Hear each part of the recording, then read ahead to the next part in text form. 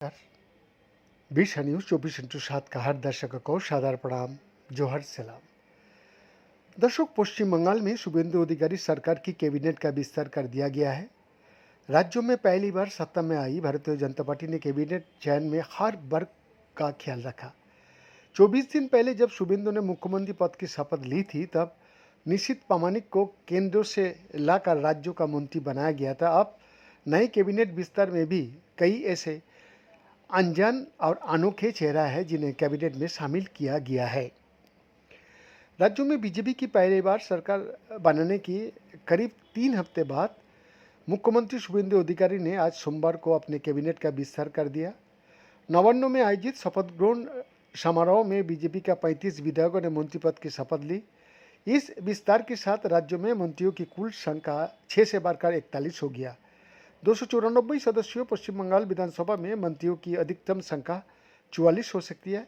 इस तरह से बीजेपी सरकार में अभी भी 3 मंत्री पद बचा हुआ है।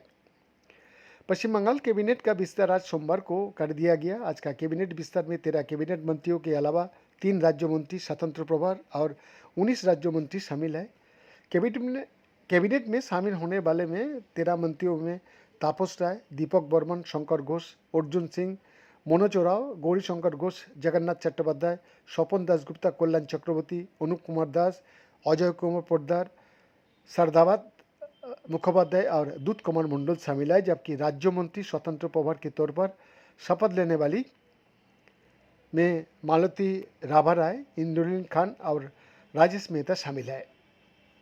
इनके अलावा 19 अन्य राज्य मंत्री बनाया गया है। जिन विधायकों को राज्य मंत्री पद की शपथ दिलाई गई उनमें अशोक दिंदा, जुएल मुर्मू, आनंदमय बर्मन, कौशिक चौधरी, गार्गी दास घोष, भास्कर भट्टाचार्य, दिवाकर घरामी और सुमन सरकार शामिल थे। इनके अलावा शांतनु प्रामाणिक, पूर्णिमा चक्रवर्ती और उमेश राय ने भी राज्य मंत्री के रूप में शपथ ली।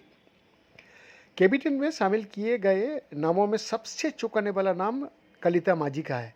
पूर्वी बर्धमान के आउसग्राम क्षेत्र से बीजेपी का टिकट पर चुनाव जीतने वाली कलिता को मंत्री बनाया गया है। उनका जीवन खासा संघर्षपूर्ण रहा।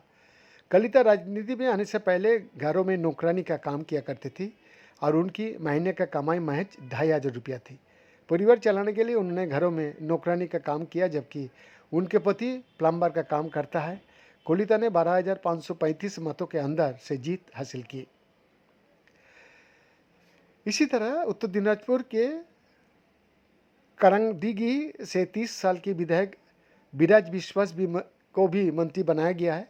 वो विधानसभा का सबसे युवा विधायकों में से एक है। पेशे से वो कोलकाता हाईकोर्ट में वकालत करता है। छात्र राजनीति से उन्होंने अपनी पहचान बनाई।